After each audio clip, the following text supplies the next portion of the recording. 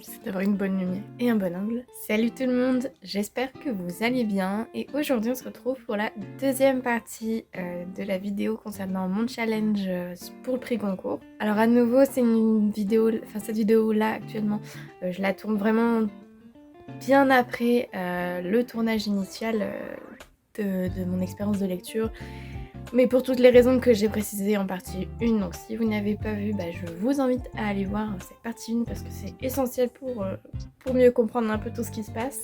Concernant le prix Goncourt en lui-même, il y a eu du nouveau puisqu'hier les résultats sont tombés et c'est Veiller sur elle. C'est l'un des livres sur lesquels je misais le plus avec Triste Tigre qui a eu d'ailleurs d'autres prix entre temps. Mais voir Veiller sur elle récompensée comme ça et par la même occasion la maison d'édition l'Iconoclaste récompensée pour l'ensemble de leur travail avec la sélection d'un de leurs auteurs, c'est vraiment super chouette. Et puis non, vraiment c'est le genre de livre qui sera facile d'offrir à Noël ou pour d'autres occasions parce qu'il est vraiment génial. Si vous ne l'avez pas lu, je vous invite à le faire. Je vous en parlerai bien évidemment plus en détail au moment où il y aura mon expérience de lecture concernant ce livre. Alors je sais pas si ce sera pour cette vidéo ou pour la prochaine parce qu'il y a de fortes chances que au montage, ça, je m'en rendrai compte un peu au dernier moment, il y a de fortes chances qu'au montage, je doive séquencer encore pour éviter que ce soit vraiment trop long, pas digeste et que mon PC rende l'âme. Parce que je n'ai pas beaucoup d'espace sur mon PC actuellement, il faut que je fasse un nettoyage, donc voilà, bref. Soucis techniques qui s'ajoutent à plein d'autres soucis, mais enfin,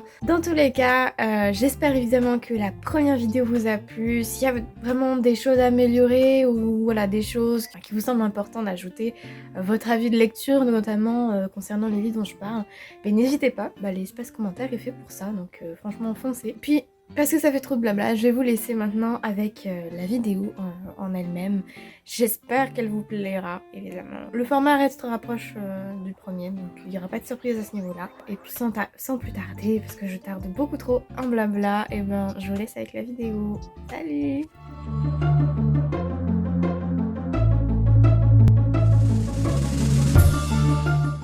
Salut tout le monde! Alors aujourd'hui on se retrouve pour le deuxième jour du challenge, on est mardi, il est à peu près midi. Donc je vous prends en fait plutôt tardivement par rapport à hier parce que j'ai pris la matinée pour avancer dans le déménagement un petit peu.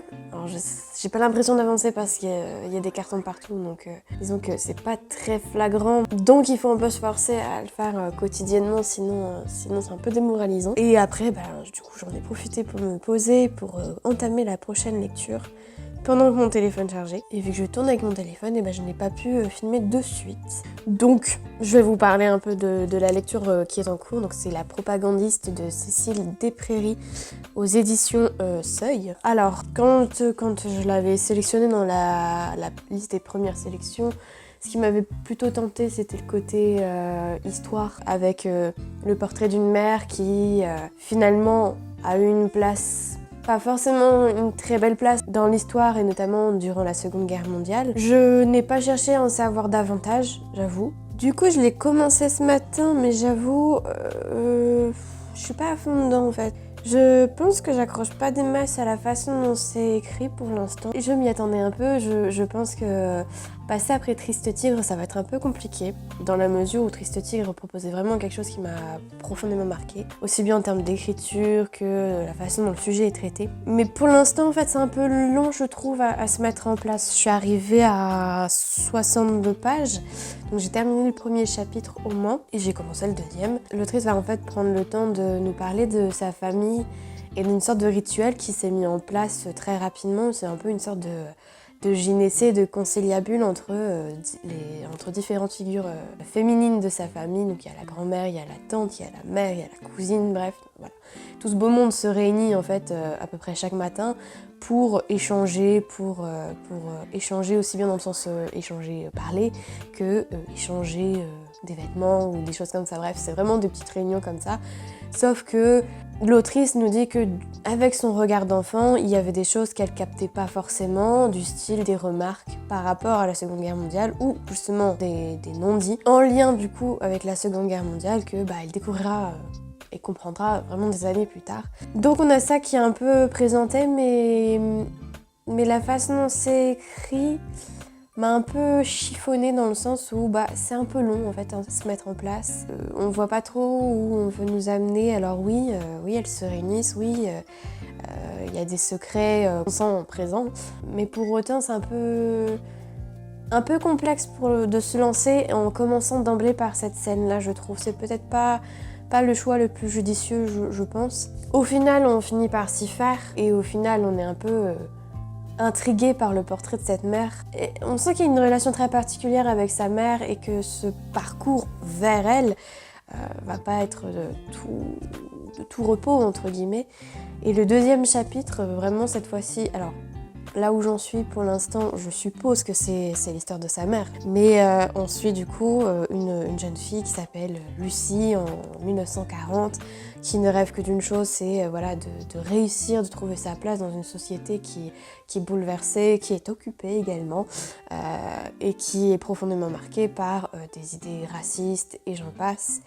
Donc on va dire que entre le premier chapitre et le deuxième, alors on s'y fait rapidement, mais à nouveau c'est pas un choix que je trouve très judicieux dans la mesure où déjà on peine un peu à rentrer dans ce premier chapitre et au final on bascule tout de suite vers autre chose dans le deuxième et je sais pas, ça me perturbe oui non. Enfin, c'est un peu compliqué, voilà, c'est pas une lecture pour l'instant 100% coup de cœur. Il y a quand même de beaux passages ou des citations que j'ai relevées parce que je trouvais très parlante par rapport à la situation, par rapport au tabou. En tout cas, dans la première partie, on nous parle vraiment de ce côté... c'est des familles qui ont collaboré, mais qui en parlent avec un certain détachement, comme si c'est rien passé du tout. Mais le côté... on a participé, mais on ne l'avoue pas, on fait semblant, ou on a des codes, mais qu'entre nous... et ce côté un peu... entre soi justement pour entretenir des souvenirs d'une époque un peu fantasmée, un peu idéalisée parce qu'ils avaient l'impression que tout leur réussissait à ce moment-là et qu'une fois que les Alliés sont arrivés, ça a tout rechamboulé. On va dire que pour l'instant c'est une lecture un peu mitigée, sans pour autant que ce soit, totalement rebutant. Enfin, je veux dire, je profite de ma lecture, oui, non, c'est pas vraiment ça le sujet, mais ça me rebute pas. C'est pas une lecture où je me dis non, ça va pas le faire au bout de 100 pages. Là, franchement, ça va, ça s'enchaîne tout seul. Comme je l'ai dit, il y a de beaux passages, ou en tout cas des passages qui sont intéressants pour analyser un peu la situation. Après avoir comment ça se déroule progressivement, mais je pense que ça devrait le faire. Et sur ce, moi j'y retourne. Je vais manger, je pense, avant, je vais manger. Et après, j'y retournerai. Mais vous en saurez très bientôt davantage.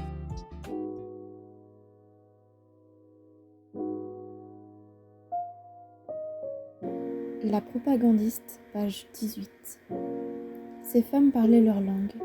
Elles s'exprimaient parfois d'un mot ou d'un segment de phrase qui leur était manifestement intelligible, mais me donnait l'impression de me dissimuler des choses. Il y avait d'autres explications que je n'arrivais pas à saisir ni à comprendre.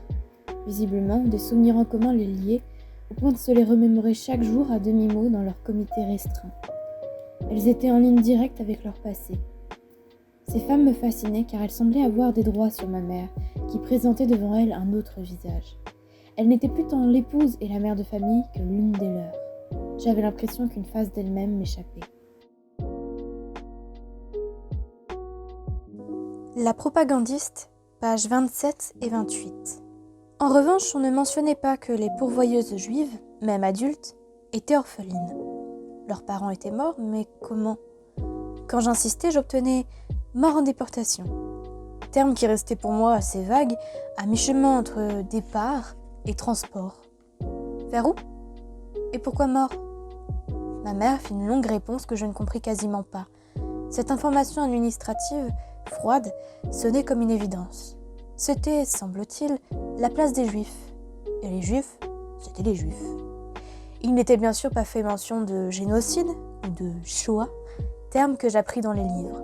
Ces femmes disaient « la guerre », comme si ce terme générique suffisait à rendre compte des existences particulières. La propagandiste, page 42. Quand elles étaient plus calmes, ma mère et ma tante évoquaient une époque qui leur avait été favorable, juste rétribution du temps où elles avaient trimé dur pour s'en sortir. Elles avaient su se débrouiller. À les écouter, le monde de l'occupation avait été une sorte de conte de fées. Elles répétaient de façon énigmatique « on n'est pas passé à côté ». J'ai mis des années à comprendre ce que signifiait cette expression. Alors, bon, finalement je suis revenue sur ma décision. J'ai préféré terminer mon chapitre avant de partir manger parce que je voulais... parce que j'aime pas laisser de toute façon un chapitre comme ça en cours, entre guillemets, avant de partir sur autre chose. Du coup, on a, au niveau de l'organisation, du découpage, ça se dessine plus concrètement. Le chapitre 2, il est vraiment là pour... comment dire ? Pour revenir sur l'histoire d'amour entre donc Lucie, la jeune fille dont je vous ai parlé tout à l'heure, qui est effectivement la mère de l'autrice. On comprend certains secrets qui étaient, couvés ou échangés pendant les entrevues entre les différentes femmes de la famille. On comprend également le titre du livre et on voit un peu plus clairement se dessiner le portrait de cette femme que l'autrice dresse avec quand même une certaine distance, je trouve. Elle utilise beaucoup la troisième personne du singulier pour parler d'elle et il n'y a pas forcément d'affect quand elle en parle, pas de ma mère adorée, mais il y a vraiment une distance qui est prise et c'est vrai que Cécile Desprairies c'est une historienne. Du coup on sent un peu cette distance, ce côté quête d'une certaine neutralité pour approcher une réalité historique, surtout là en l'occurrence aussi complexe. Et en fait, dans cette deuxième partie, oui, vraiment, tu sens que l'autrice s'efface un peu pour vraiment plus développer l'aspect historique, pour approcher plus concrètement la réalité du passé de sa mère, avec cette troisième personne du singulier, avec beaucoup d'éléments qui viennent ancrer différentes actions dans l'histoire avec un grand H. Donc non, enfin une fois qu'on assimile le changement de ton entre la première partie et la deuxième partie, ça va. J'ai toujours autant envie de le terminer pour voir un peu quelles vont être les conclusions de l'autrice, s'il y en a. En tout cas, voir comment le reste du récit se déroule. Pour l'instant, le sujet est super intéressant. On va vraiment avoir tout un aspect... comment dire, la dynamique entre Lucie, donc la mère, et son ancien amant est très intéressante parce qu'on a d'un côté, lui il est plus sur l'aspect biologique, scientifique, elle est vraiment plus tournée vers les médias, la propagande, etc. Pour simplifier dans les grandes lignes, mais je ne vais pas tout vous dire non plus, pour pas vous gâcher le plaisir si vous souhaitez le lire. Mais non, vraiment, c'est intéressant de voir cette dualité et en même temps complémentarité, la dynamique du couple au fur et à mesure du temps, parce que comme on le sait, c'est que progressivement la situation pour les Allemands s'est dégradée et le vent a tourné. J'évite volontairement certains mots pour éviter d'être striké, mais le vent tourne, et les gens s'en rendent bien compte et la dynamique du couple aussi, et on est affecté jusqu'au drame dont on se doute éperdument vu que d'emblée dans le premier chapitre c'est plus ou moins dit. Mais il y a des belles tournures de phrases à nouveau qui sont très intéressantes ou des choses qui montrent un effet stylistique, une quête stylistique de la part de l'autrice qui en même temps se détache du récit pour garder un regard très, très historien entre guillemets. Et j'aime beaucoup ça, voir ce côté tenter d'être le plus neutre possible pour raconter l'histoire et en même temps, comment dire, j'aurais pas été contre avoir un peu plus d'affect. Alors peut-être que ça viendra dans les prochaines parties. Hein. En fait, de manière générale, pour l'instant, le livre correspond pas du tout à l'image que je m'en étais faite et je pense que c'est ça qui me travaille, entre guillemets, c'est que je pensais vraiment que ça allait être beaucoup plus tourné vers l'affect. Or, pas du tout. Pour l'instant, on est vraiment sur un récit, alors certes, qui revient sur des souvenirs, qui revient sur un vécu personnel. En fait, je pense à un livre, ça me fait penser à un livre, ça me fait penser à Pas pleurer de Lydie Salvert. Et c'est vrai que dans celui-là, par exemple, Lydie Salvert, on sent l'amour, le respect qu'elle a pour sa mère. Ici, c'est pas du tout la même dynamique et c'est vrai qu'ils sont tous les deux très très différents. Au-delà de parler de à peu près la même période, mais de pays différents, etc. C'est vrai que c'est deux approches très différentes et en même temps, l'une comme l'autre sont sympas. C'est juste que moi, je suis un peu perturbée parce que je m'étais attendue, je pense, à lire quelque chose un peu dans la même veine que Pas pleurer. Donc, en plus, je crois que c'était la même maison d'édition. pas pleurer, je pense. En plus, ce que je trouve vraiment original, c'est vraiment ce côté, comment dire, l'autrice va nous parler de l'histoire de sa famille, mais comment dire, elle cherche pas à enjoliver les choses. Je trouve ça très fort et en même temps très courageux de chercher comme ça, sans détour, à dire la vérité, ou en tout cas à la chercher et à essayer de la retranscrire le plus fidèlement possible. Donc ça reste un livre qui est vraiment sympa pour l'instant, sympa pas au niveau des thématiques, qui est à nouveau, mais qui a quelque chose quoi, qui mérite sa place. Il mérite sa place dans la sélection, mais après c'est vrai que, comme j'ai dit, Triste Tigre pour l'instant a placé la barre très haut. Donc ça va être compliqué de figurer après. Sur ce, je vais manger, parce que là j'ai vraiment faim, et je retournerai à mon chapitre 3.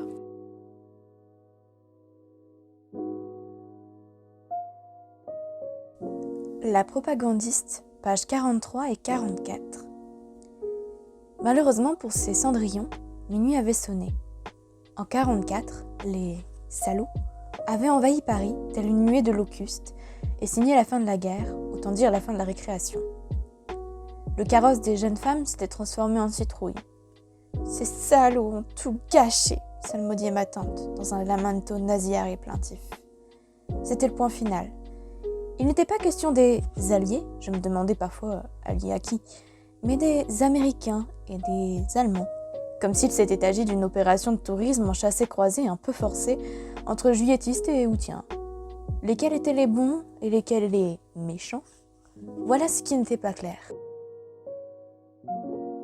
La propagandiste, page 59.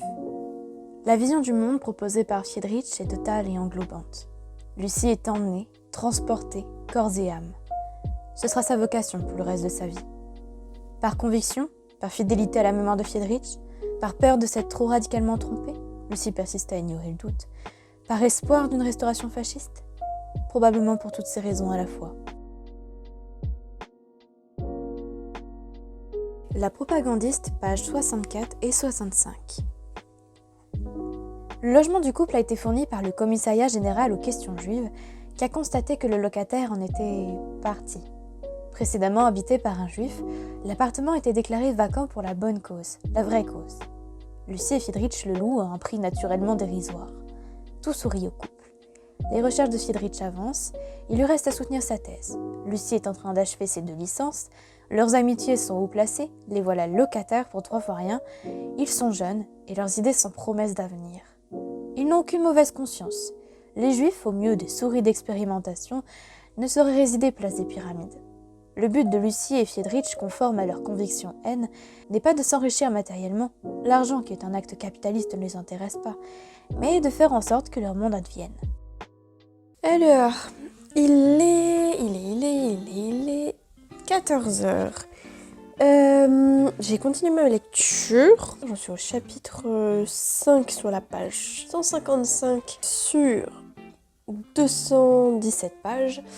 Donc autant dire qu'il reste plus grand chose. Mais plus ça va et moins je me sens convaincue, on va dire. En tout cas là, le dernier chapitre est vraiment, c'était un peu long à lire, j'avoue. En plus, j'ai un petit coup de pompe qui arrive, donc ça ne m'aide absolument pas. Le chapitre 3, il traitait plus du coup de Lucie et de l'après, comment elle s'est dépatouillée en fait après la libération. Pour au final garder une place quand même, enviable et pas se retrouver dans des situations complexes comme par exemple l'épuration. Alors autant ce chapitre-là encore, je veux dire, ça a resté dans la lancée, etc. Autant le chapitre 4 a été vraiment pénible. En fait, on va moins parler de la mère, on va plutôt s'attarder sur une relation qu'elle a eue avec un grand-oncle. Pas relation dans le sens amoureuse, dans le sens le lien qui les unissait. Lui aussi, un peu côté caméléon, on sait jamais trop comment, mais il arrive à s'en sortir. À éviter les situations périlleuses après la guerre. Mais au final, les deux entretenaient un lien un peu complexe. Donc bref, très particulier et je suis pas hyper fan de la tournure que ça a pris. Alors, Au final, ça participe grandement à nous présenter quand même la mère, mais je sais pas. La façon dont c'était écrit, la façon dont c'est amené, en fait, à nouveau, j'ai pas été hyper convaincue. Je pense que le gros souci du livre, c'est ce côté de... On passe un peu du coq à l'âne. Et en fait, c'est dur de autant suivre les événements historiques, les événements liés à la vie de Lucie, et en même temps de suivre la logique, la chronologie qui nous est proposée. Enfin, j'avoue que je suis pas dedans, c'est pas un livre qui m'importe des masses. Après, à nouveau, je pense que... Enfin, je reste ouverte à toute bonne surprise, entre guillemets, mais... Non, j'ai vraiment plus de mal avec celui-là, et plus ça va, plus je me dis que c'est pas forcément lié à Triste Tigre. Ça a peut-être une part, mais en soi, je pense que j'ai été entre grosses guillemets, trompée par le résumé. Je pense que je m'attendais vraiment à quelque chose un peu dans la même veine que Pas pleurer, et du coup, comme on est sur quelque chose vraiment de différent, ça passe moins. Je suis pas fan de la construction. Je suis pas fan de l'écriture plus que ça. Cécile des Prairies, elle écrit très très bien, c'est pas la question. On sent le côté historien où elle nous relate les faits et les faits historiques. Donc ça encore, ça j'aime bien. Franchement, ça permet de suivre. Mais j'aurais aimé un peu plus, je sais pas, comment dire, qu'elle se mêle un peu plus, elle, dans le récit, ou qu'elle nous parle un peu plus de cette mère, mais sans ce côté froid, en fait. J'ai vraiment l'impression que c'est super froid comme récit. Alors, on est d'accord, enfin, le personnage entre guillemets, hein, de Lucie est pas forcément la personne que, quand on lit progressivement, plus ça va et moins on l'apprécie. Et déjà, de base, c'était compliqué de l'apprécier. Mais, je sais pas. Non, j'ai vraiment du mal avec celui-là. Fallait bien que ça arrive au bout d'un moment. Mais non. Je sais pas si c'est parce que je suis pas dans le bon mood ou quoi, mais non. Là, le dernier chapitre, il était vraiment, vraiment lourd à lire. Enfin, je veux dire, je voulais moi lire quelque chose sur Lucie, pas sur Raphaël, le grand-oncle. En fait, c'est que c'est très linéaire comme texte. Alors que Triste Tigre, c'est vraiment, on passe du coq à l'âne, et encore. On a l'impression un peu d'être en mouvement à chaque fois, je trouve, d'une idée à une autre. Ça rebondit, il y a une certaine dynamique dans le texte qui est en plus servie par une plume qui l'est aussi dynamique, enfin, d'une certaine façon. Naufrage, le sujet fait que il se passe quelque chose, on est un peu sur le qui-vive pour essayer de comprendre, etc. Et là, en fait, c'est très linéaire. Il se passe pas forcément grand-chose, ou en tout cas, c'est raconté avec un tel détachement, un tel côté lointain, que non, je suis pas convaincue. Enfin voilà, c'est pas forcément, même pas du tout ce que j'attendais. Donc je vais continuer ma lecture et puis je vous reprends un peu plus tard.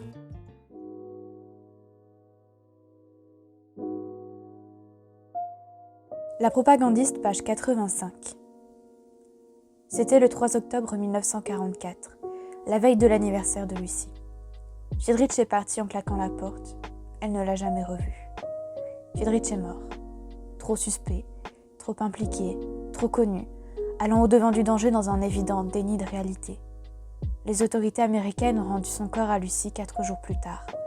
Elle est allée en Normandie le reconnaître. Un certificat de décès a été dressé. Le charpentier d'un village voisin, le Plessis, a fabriqué le cercueil et co-signé l'acte de décès, agissant ainsi tout à la fois comme huissier et fossoyeur. Friedrich a été enterré dans le cimetière du village, à l'écart, sous un simple monticule de terre. Le cercueil a été déposé directement dans la tombe. Qu'écrire en qualité d'épitaphe? Pour le F, le peuple et la patrie. Quelle patrie?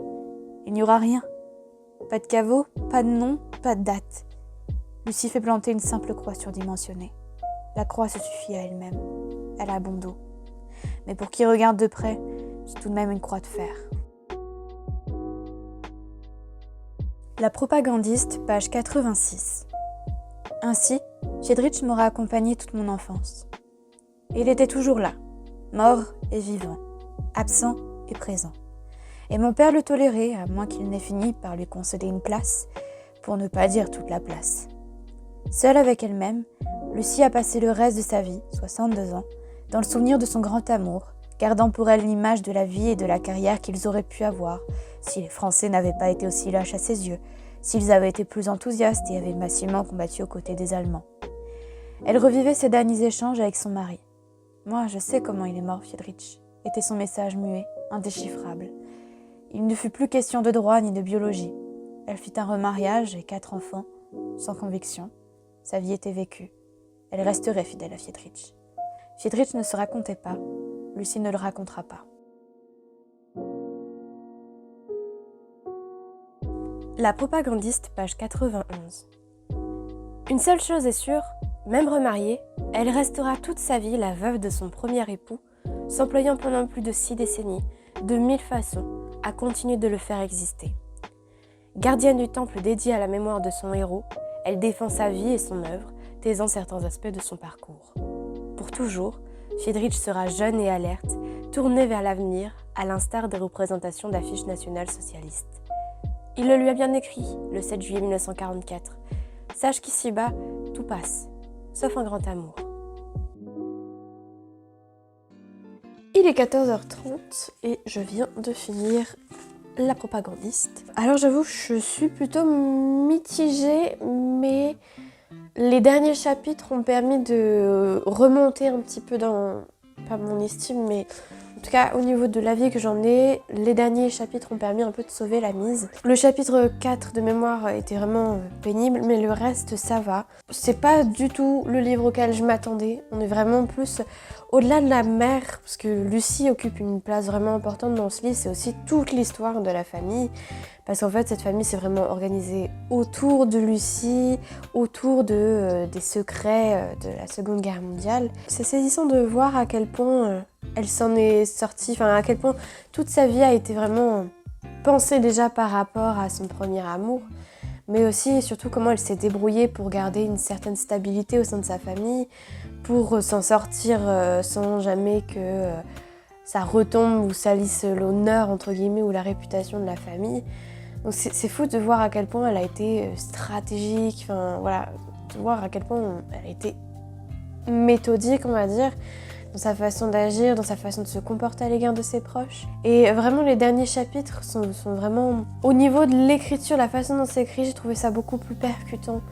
Parce que, alors pour le coup, après ça reste plutôt chronologique. On est vraiment sur un déroulement des faits où on nous dit que une fois que la Seconde Guerre mondiale est passée, c'est un peu comme si finalement ils avaient déjà vécu leur vie et qu'après ça il se passe plus grand chose, ou en tout cas eux retombent un peu dans une sorte d'anonymat, retombent dans une vie très banale. Et oui, il y a vraiment cette citation qui dit que finalement en fait ils ont déjà vécu leur vie et que ce qui se passe après au final ça n'a pas de sens, ça n'est rien en fait. Et puis petit à petit, évidemment, le temps passant, ils s'éteignent les uns après les autres. Et la façon dont c'est raconté, en fait, on a plus l'impression que voilà, chaque pion tombe petit à petit et puis emporte quelque chose avec lui. Et on sent bien que l'autrice derrière, elle est là pour nous parler de ce vide laissé après le départ de chacun. Le gigantesque puzzle en fait face auquel elle s'est retrouvée et qu'elle devait elle-même compléter. Parce que leur mère leur a toujours fait comprendre à elle, comme à ses frères et sœurs, que voilà, il y a des secrets, etc. Elle mettait un peu comme une sorte de jeu l'histoire familiale, et pour autant elle leur a jamais donné toutes les clés en main. Et c'était vraiment à eux de rassembler même les éléments pour comprendre leur histoire. Donc c'est vrai que la fin elle était beaucoup mieux, vraiment. Le chapitre 4 c'est vraiment le pire je pense en termes de longueur. Non vraiment, c'est un livre où je reste mitigée quand même, honnêtement. Je reste mitigée par rapport à cette lecture. Je l'ai quand même apprécié. J'ai trouvé ça... ouais, c'est un peu variable. Au final, il y a vraiment... Au début ça va, le milieu commence un peu à s'alourdir, à partir trop dans le détail, dans des informations qui au final alourdissent vraiment le récit, et en fait la fin retombe un peu sur une dynamique qui est sympa, sur un rapprochement avec l'histoire de l'autrice, avec son ressenti personnel. Alors elle garde toujours tout au long du livre un ton très lointain, enfin pas très lointain mais très neutre. On sent qu'elle veut rester sur une démarche plutôt objective des faits et qu'elle n'est pas là pour dire ma pauvre mère ou la plaindre, etc. On sent quand même qu'il y a une certaine forme d'attachement de temps en temps. C'est discret mais on le sent. Pour le coup, c'est pas le livre sur lequel je miserais pour le concours. Je serais un peu étonnée d'ailleurs que ce soit lui qui remporte parce qu'il a plein de qualités, c'est sûr. Mais il n'est pas constant en fait, il est vraiment pas constant dans la façon qu'il a traité le sujet, dans la façon dont c'est écrit, le rythme. Donc c'est un peu compliqué à suivre comme histoire. Et j'avoue que je suis déçue sur certains points parce que parce que déjà je m'attendais à autre chose et que j'aurais aimé voir l'autrice davantage impliquée, en fait, entretenir un rapport plus personnel à l'histoire. Alors je pense aussi que c'est lié au fait que c'est pas une histoire facile à porter, que mine de rien, ça a pesé presque toute sa vie, si ça continue encore aujourd'hui, à la marquer profondément. Donc c'est, je pense, compliqué aussi à apporter comme héritage, et peut-être que en parler avec une certaine distance comme ça, c'est plus pratique. J'avoue, je sais pas du tout, mais moi je termine ma lecture en me disant que il est bien, que je vais le garder que je vais le garder dans ma bibliothèque parce qu'il a quand même des choses qui sont super intéressantes, des passages qui sont très très beaux. Mais de manière générale, j'en retire quand même aussi un côté très changeant, très confus en fait. J'aurais du mal moi à me positionner vraiment par rapport au livre en fait. Enfin voilà, je pense que ça s'entend parce que j'ai du mal à en parler. Généralement quand je galère autant à en parler, soit c'est que j'ai beaucoup aimé le livre ou qui m'a vraiment troublée, soit c'est parce que c'est l'inverse. Soit c'est parce qu'il était un peu plus compliqué à cerner, un peu insaisissable au final comme l'est Lucie, parce que Lucie, ça reste une femme qui est dure à cerner en fait. Enfin, on comprend les grandes lignes de sa conduite, on comprend les grandes lignes de sa personnalité, de ce à quoi elle est attachée. Elle est très changeante, elle veut que ses enfants comprennent les secrets, mais en même temps, elle leur facilite pas la tâche. Enfin voilà, c'est vraiment une histoire complexe, une histoire familiale complexe. Je le mettrai pas forcément entre toutes les mains parce que, comme je l'ai dit, le rythme de lecture est pas hyper dynamique, donc ça fait qu'on peut en perdre certains en chemin. Ah, je saurais pas vous dire.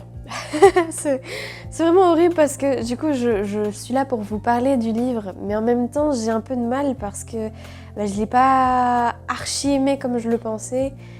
Et c'est pas forcément ce à quoi je m'attendais, donc c'est compliqué de se positionner par rapport à lui. Après évidemment, normalement je vais essayer de faire en sorte de vous mettre des extraits courts, vraiment courts, hein, mais pour vous donner une idée un peu de l'approche, de la façon dont c'est raconté, pour vraiment vous permettre de vous positionner par rapport à ces lectures, savoir si ça vous tente ou pas.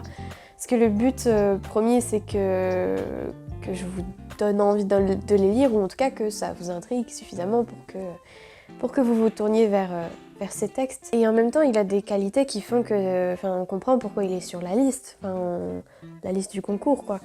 Il y a vraiment des choses qui en font un texte un peu à part, essentiel en même temps, parce que c'est une mémoire de famille qui est tue, mais en même temps qui parle d'une période historique hyper importante, avec notamment du fait de son statut d'historienne, elle c'est des informations qu'elle nous donne en plus, qui sont pas forcément des trucs qu'on voit en cours ou qu'on connaît de documentaires, etc. Donc il a du potentiel, il y a des qualités indéniables, ça c'est sûr, mais il y a des choses qui pénalisent un petit peu cette lecture. C'est un peu ambivalent, voilà. Je ne saurais pas me positionner plus clairement que le fait que je sois mitigée par rapport à la lecture, sans pour autant que j'en renie la qualité ou les bons points. Alors, du coup, j'ai coupé avant de faire mon choix par rapport à ma prochaine lecture, qui n'est autre que Suite inoubliable de Akira Mizobayashi. Alors, aux éditions Gallimard, pardon. C'est le premier Mizobayashi que je lis. Alors c'est un auteur que je vois énormément passer quand même parce qu'il a déjà fait de très nombreux textes et vraiment des textes en plus qui sont remarqués par les libraires et par la presse. De mémoire, alors que je vous dise pas de bêtises, il avait fait notamment Âme brisée. C'était Âme brisée qui avait vraiment marqué le grand public entre guillemets parce qu'il avait été récompensé en plus par le prix des libraires en 2020. Et Reine de cœur l'avait été un peu moins quand même de mémoire. Je sais que en tout cas les échos que j'en avais, c'est qu'il était moins bien que Âme brisée, mais bon voilà, c'est souvent compliqué pour les auteurs de, comment dire, quand on a un succès pareil, de faire une œuvre ensuite qui est à la hauteur, entre guillemets. C'est toujours, il y a beaucoup d'attentes, donc ça peut expliquer. Suite inoubliable du coup, pourquoi je l'ai sélectionné dans la sélection, c'est parce que déjà, Misobayashi, comme j'ai dit, j'en ai jamais lu et pour moi c'était un peu l'occasion de le découvrir en même temps que de découvrir la sélection du concours. Et en plus de ça, l'histoire vendue par le 4e de couverture avait l'air plutôt sympa aussi. On est sur... alors, là de mémoire, on est sur une histoire... on a un jeune homme japonais qui s'appelle Ken, qui est un violoniste de talent.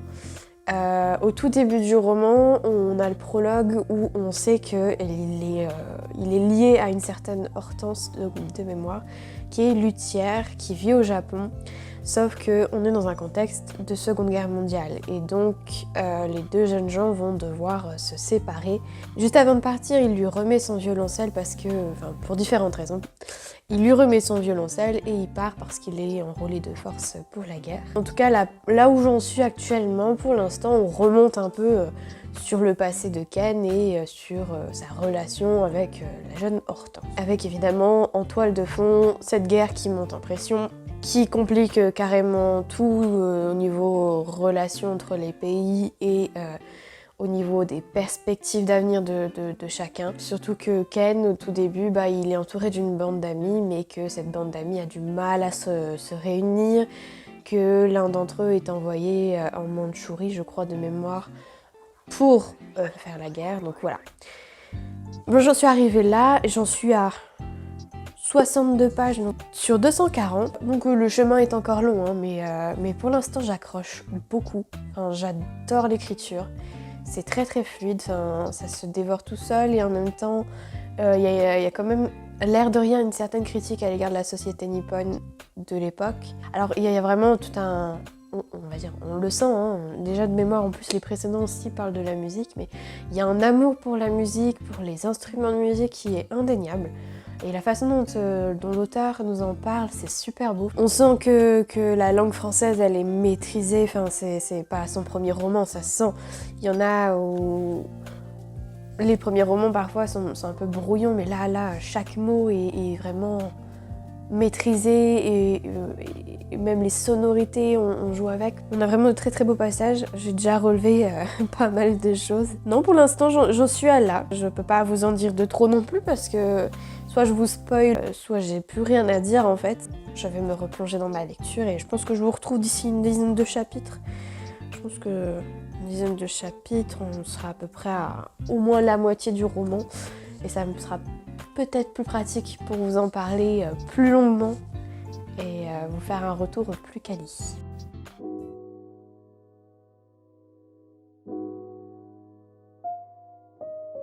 Suite inoubliable, page 21. Il faut que l'époque change, que ce pays meure une fois pour renaître de ses cendres. Alors, à ce moment-là, tu n'auras plus rien à craindre. Suite inoubliable, page 24. Je suis tout simplement une femme qui t'aime, une femme désireuse de s'offrir à toi, à ton amour. La nuit sera longue.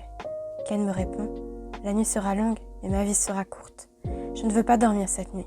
Je ne veux pas gaspiller cette nuit longue et trop courte. Je veux la passer à te regarder, à te parler, à te caresser, à t'aimer. Suite inoubliable, page 51.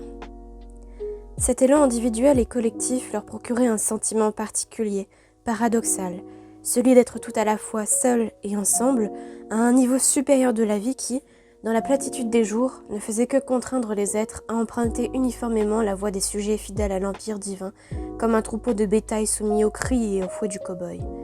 Les 3 musiciens ne vivaient pas, ils survivaient grâce à la musique.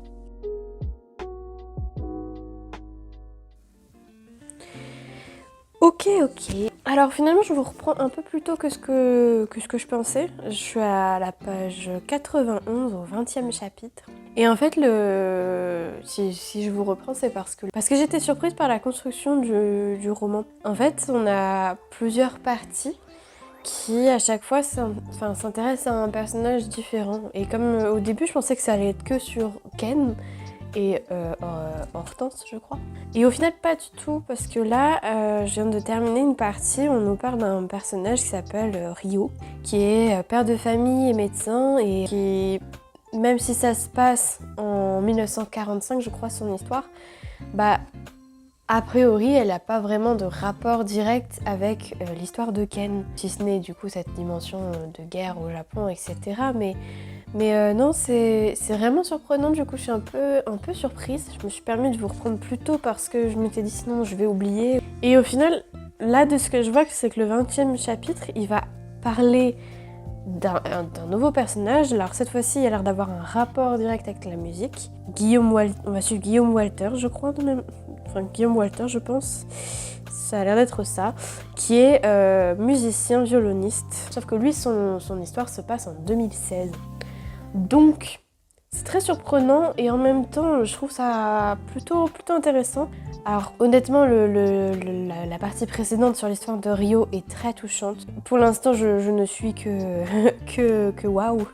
En fait, devant l'écriture, devant l'histoire qu'on nous propose, les personnages, l'histoire de Rio, j'aurais limite voulu la lire encore davantage. Je sais pas si on le retrouvera plus tard, je pense qu'en tout cas, on aura des allusions. Mais contrairement à La Propagandiste où il y avait des moments un peu de longueur et où le fait de passer un peu du coq à l'âne entre guillemets était difficile à suivre, là je trouve que ça va. Enfin, en tout cas ça se dévore tout seul.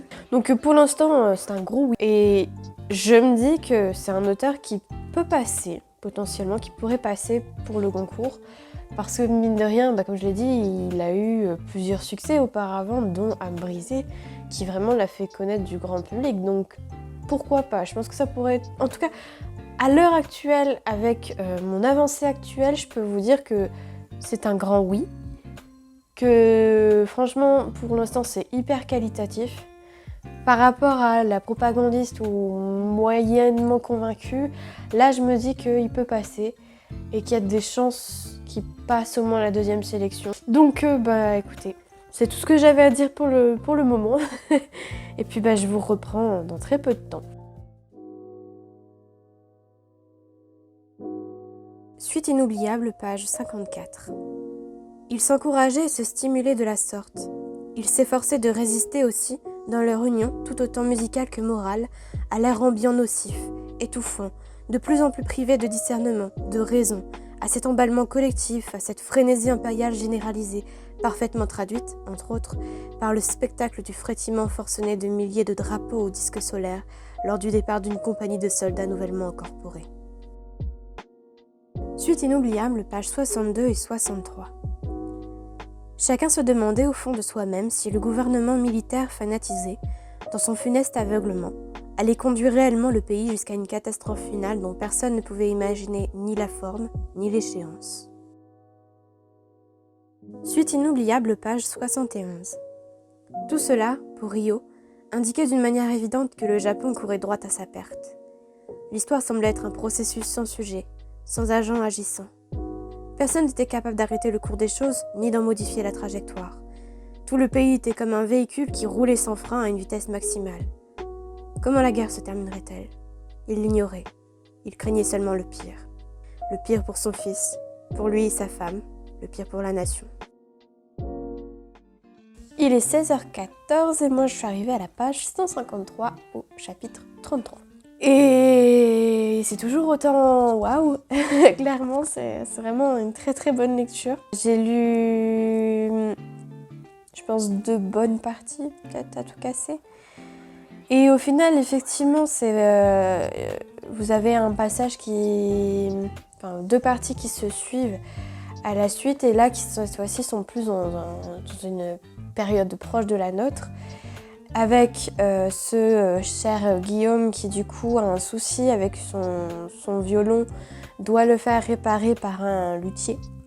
Et finalement permet de mettre au jour un mystère par rapport au violon. Et c'est vraiment vraiment chouette. Au niveau de l'histoire, c'est super sympa. Alors on sent vraiment que, comme je l'ai dit, qu'il y a un amour pour l'instrument de musique, pour la musique en elle-même. Il y a plein de termes, de vocabulaire qui sont quand même utilisés de manière régulière. Pour autant, ça ne gêne pas du tout la lecture. Je veux dire, je n'y connais pas grand-chose. J'ai quelques notions vite fait, mais très très rapides. Et quand on parle vraiment de l'anatomie entre guillemets du violon, on a un petit schéma comme ça qui est très sympa pour mieux cerner un peu ce dont on nous parle. Parce que au moment en tout cas où il y a ce schéma, j'ai souvenir qu'il y avait quand même pas mal de détails, donc c'était un peu nécessaire entre guillemets, mais c'est sympa de l'avoir quand même. Au niveau de l'histoire, il y a des liens, des connexions qui se font progressivement avec les différents parcours, les différents récits de vie qu'on a eu jusqu'à maintenant.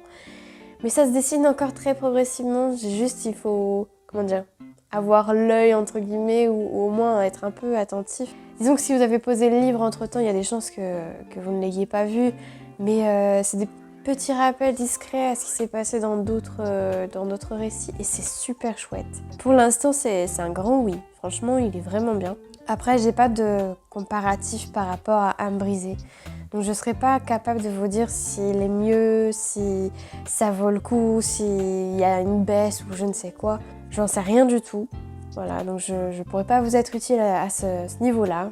Puis là, je vais commencer d'emblée la prochaine partie. Je ne compte plus à force, je sais plus je suis à combien de parties, mais la prochaine partie, j'ai l'impression, ouais, on revient vers Ken, donc le personnage du tout début, celui qui est parti à la guerre et qui a laissé son violon à sa luthière. Mais franchement, c'est très très chouette. On a plein de thématiques qui sont hyper intéressantes, la musique, les secrets de famille, l'histoire avec un grand H. Et les trois viennent se mêler de façon ingénieuse à travers le récit de plusieurs vies à différentes époques et un peu partout dans le monde, donc c'est vraiment chouette. Enfin, un peu partout dans le monde, à différents endroits du monde, parce qu'on a le Japon, on a l'Italie, je crois que ça se passe en Italie. On part en France, enfin on part un peu partout pour le coup, donc c'est chouette, c'est vraiment chouette. Suite inoubliable, pages 72 et 73. Quel père et quelle mère seraient heureux de voir leur fils partir à la guerre pour se faire tuer? Soyons raisonnables, messieurs. Le bonheur de mourir pour sa majesté impériale? Des millions de vies ont été anéanties pour un seul homme. Ce n'est pas acceptable ni justifiable. Cela est contraire à la justice universelle. L'empereur n'est pas un dieu. Non, c'est un homme comme vous et moi. Biologiquement et médicalement parlant, ce n'est qu'un homme. Ce n'est pas une divinité surnaturelle. Il a été bébé comme vous et moi. Il mourra un jour ou l'autre comme vous et moi. Il mange comme vous et moi quand il a faim. Il boit comme vous et moi quand il a soif. Il dort comme vous et moi. Il fait des rêves comme vous et moi. Il tremble de froid quand il est à poil en hiver. Il transpire à grosses gouttes quand il fait chaud en été. Il éternue comme vous et moi. Il pète comme vous et moi. Il pisse comme vous et moi. Il défèque comme vous et moi. Il tombe malade comme vous et moi. Il fait des petits en faisant l'amour comme vous et moi. Bref, il n'échappe pas à la loi de la nature. Où est la différence entre lui et vous?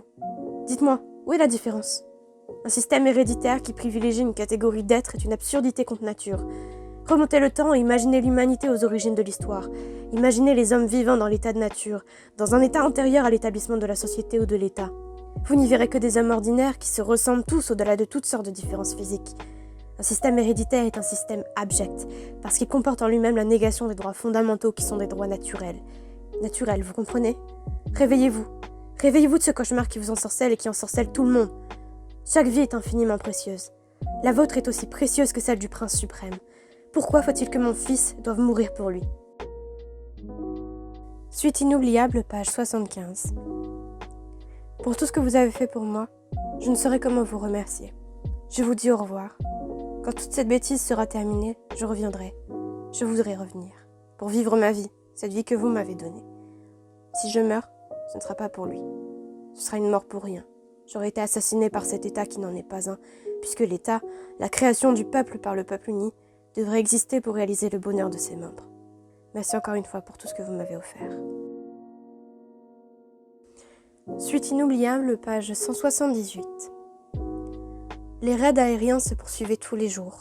Et le 6 août, vers 8h du matin, ce jour que l'humanité devrait mémoriser pour l'éternité, une bombe de type nouveau a explosé dans le ciel d'Hiroshima. 3 jours plus tard, le 9 août, vers 11h, une autre bombe de type nouveau a détruit la ville de Nagasaki. Toutes ces vies anéanties, tous ces hommes, toutes ces femmes, tous ces enfants, tous ces animaux tués et carbonisés dans l'instant, bref, les 2 villes entièrement rasées, rayées de la carte par les bombes atomiques. Cet enfer sur Terre, malgré le ton rassurant de la presse qui, dans un premier temps, parlait de certains dégâts ou de dégâts minimes, a inévitablement accéléré l'histoire pour aboutir à la capitulation sans condition. Il est bientôt 17h.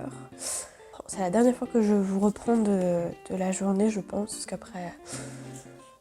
qu'après j'aurai des cartons à faire, encore.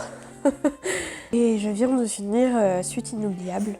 Et c'est un roman qui porte bien son nom pour le coup, parce que, alors c'est pas... Enfin, il n'y a pas de rapport avec les précédentes œuvres de l'auteur, je m'étais demandé à un moment donné, mais non, pas du tout. Si ce n'est la musique, mais bon, vous n'êtes pas obligé de lire les précédents pour apprécier celui-là. Et inoubliable dans le sens où c'est une superbe histoire. Alors, elle est quand même relativement simple, entre guillemets, dans la construction, dans l'idée même, mais elle est très très belle, elle est chargée de symbolique et en même temps très touchante. Elle dit beaucoup de choses, aussi bien sur l'humain que sur la société dans laquelle on évolue, avec notamment tout cet aspect historique, les dénonciations de la guerre, de ses aberrations. Et on en comprend il y a un message aussi qui est donné dedans, c'est que ça a beau être il y a longtemps, la Seconde Guerre mondiale, entre guillemets, et ben c'est pas si lointain que ça finalement, et au bout du compte on retrouve le même schéma encore aujourd'hui. En tout cas la timeline entre guillemets la plus lointaine c'est 2020, et on retrouve aussi en 2020 ces violences-là, cette aberration-là. Il y a beaucoup de critiques au sujet de la guerre quand même, ça revient très très régulièrement, moi ça me plaît beaucoup parce que c'est souvent fait de manière métaphorique, très symbolique, ou en tout cas avec de très belles tournures de phrases. Non, franchement, c'est une superbe histoire. On a plein de choses qui se mélangent, plein de thématiques qui sont abordées, dont je vous ai déjà parlé. On a une composition en plusieurs parties qui reprennent en fait la composition, on va dire, d'une musique classique qui est composée elle-même en plusieurs parties. Mais vraiment très très chouette, bien écrit, avec, comme je l'ai dit, de belles tournures de phrases, mais ça tout du long. C'est-à-dire que là où la propagandiste par exemple n'est pas constant en termes d'écriture, en termes de construction, etc., là c'est vraiment, il y a une fluidité qui fait que ça passe tout seul. Par rapport à toutes les lectures actuellement pour mon challenge, je dirais que c'est la deuxième préférée après Triste Tigre pour l'instant. Et encore, Triste Tigre et celui-ci sont vraiment un peu... sont pas très loin l'un de l'autre, quoi. Il y a vraiment... ça se joue à pas grand-chose. Non, vraiment, si vous avez l'occasion de le voir enfin, si vous le voyez en librairie, que vous n'avez jamais lu de Mizubayashi, ou vous en ayez déjà lu, mais franchement, foncez parce qu'il est vraiment chouette, il est abordable, même si on s'y connaît pas forcément en musique. Toujours d'actualité, on a une histoire d'amour, mais plus que ça, on a une histoire de famille, on a... l'histoire avec un grand H, enfin franchement c'est un condensé de plein de choses et c'est super bien géré. Donc vraiment un très gros coup de cœur quand même. Franchement, je peux que vous recommander en fait. Puis je pense que je vais m'arrêter là parce que je ne sais plus quoi dire de toute façon. Donc aujourd'hui on va dire que ça a été une journée quand même plutôt chargée. Bon, non, 400 pages en une journée c'est très très bien. Je pense que je vais réussir au moins dans les grandes lignes à lire en temps et en heure les livres que j'avais sélectionnés, donc ça va. Alors j'espère évidemment en retrouver certains dans la deuxième sélection. Il y en a sur lesquels je mise évidemment plus. La propagandiste n'en fait pas partie malheureusement. Mais à nouveau, comme je l'ai dit, je vous mets des extraits, ou en tout cas je vais essayer, de façon à ce que vous fassiez une idée, une opinion par vous-même, et que voilà, si moi j'ai pas aimé, ça reste subjectif une lecture, donc vous êtes tout à fait dans la possibilité d'apprécier les livres en question, d'avoir de gros coups de cœur pour. On est tous et toutes différents, donc franchement, ne vous fiez pas seulement qu'à mon avis si c'est le cas. Pour l'instant, j'ai pas plus de pronostics que ça, c'est par rapport à la deuxième sélection qui du coup arrive la semaine prochaine. J'ai des espoirs de retrouver certains, mais de là vous dire de manière radicale non, parce que du coup je ne peux pas tous lire, je n'ai pas l'argent pour. J'ai pas l'argent et surtout le temps, la motivation de lire tous ceux qui sont dans la sélection, parce qu'évidemment il y en a certains qui parlent moins que d'autres. Mais non, on verra. Bon, et j'espère évidemment que le format vous plaît. Alors je sens que ça va être un peu compliqué à monter parce que du coup tourner au téléphone c'est pas toujours très pratique, mais on verra, je vais me débrouiller, je vais faire en sorte que ça fonctionne, on va se donner les moyens. Puis moi je vais vous laisser pour aujourd'hui, je vous reprends normalement demain matin, à voir quand même. Alors demain après je sais que c'est mort, c'est pas possible. Je pense que je vais le lire un peu, mais je pourrais peut-être pas filmer de suite, mais demain matin je sais pas si je pourrai. On verra, et sinon je vous reprends jeudi. Hello, je vous reprends bien plus tard, même carrément plus tard, puisque à l'heure actuelle nous sommes fin novembre, le 22 novembre je dirais même. Bref, il s'est passé pas mal de choses, donc j'ai accumulé du retard, et notamment du fait d'un rhume la semaine dernière plutôt conséquent, donc pour tout ce qui est, extrait de livre où je vous le lis, ça l'aurait pas trop fait. Et puis je voulais faire quand même les choses qualitativement, et au point où on en est, j'ai envie de dire, il y a tellement de retard que un peu plus, un peu moins, on n'est plus à ça près. Je vous prépare la prochaine partie le plus rapidement possible pour faire en sorte qu'il y ait beaucoup moins d'espace entre chaque partie. Mais j'avoue que là ça commence à être plutôt long, j'accumule un peu les galères, donc c'est toujours sympa, hein. Bref, j'espère évidemment que la vidéo vous plaira, qu'elle vous a plu et que vous aimez la série de manière générale. Je l'espère de tout cœur. Et puis moi je vous dis à très bientôt pour la prochaine partie, pour un autre jour de lecture et de découverte des livres sélectionnés pour le prix Goncourt. Salut!